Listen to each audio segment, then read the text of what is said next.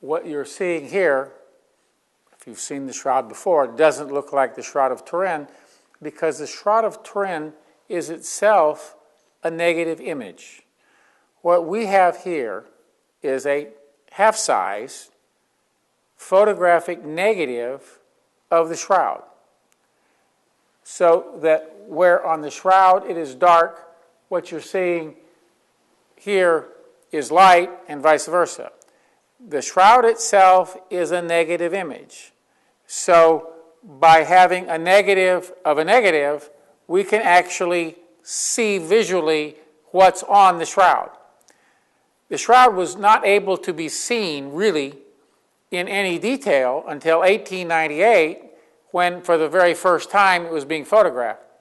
When the photographer was developing the film that he had created from photographing the shroud, he was totally amazed at the detail he could see. For in the negative, he saw all the detail of Jesus' face, of the scourging, of everything that had happened that was absolutely not visible looking directly at the shroud.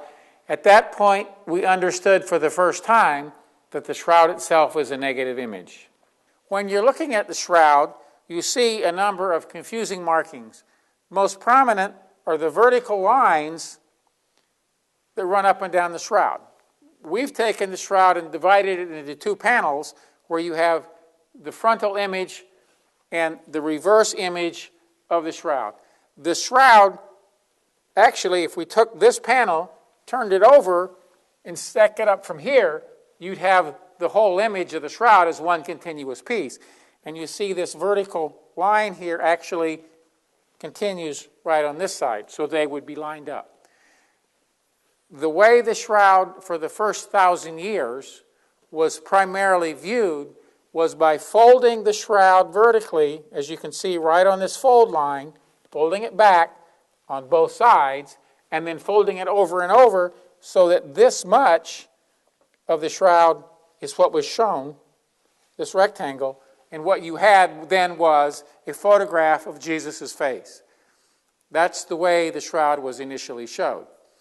In fact, the very early history of the shroud, we learn from the apocryphal writings. King Archibald V wrote a letter to Jesus. He had leprosy. He was the king of Edessa, and he wanted to be cured. And he heard that this Jesus of Nazareth in Jerusalem could cure lepers. And he wrote him a letter asking him to please come to Edessa and cure him. And he, having written the letter, he sent it by his fastest runner.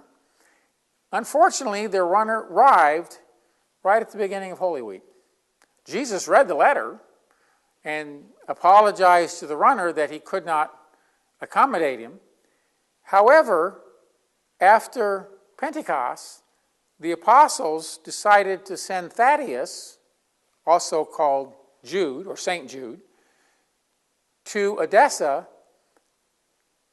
The king had asked if Jesus can't come, he'd asked his runner to please draw a picture of Jesus so he could at least see what he looked like. Well, St. Jude brought the shroud, and they folded it as described because they didn't want to offend the king by providing a shroud, a death cloth. So they folded it up to have the image of Jesus. They took it to Edessa. The king was cured and converted to Christianity. Edessa became one of the very first, if not the first, center of Christianity where the whole population also converted to Christianity.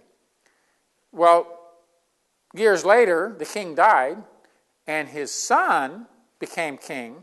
Well, his son decided that paganism was more fun, and so he reverted to paganism and began to persecute the Christians. And so the priest took the shroud and folded it up and stuck it in an earthenware pot and actually put it in a secret room in the city wall and then mortared up the room so it couldn't be entered. And there it sat for 300 years.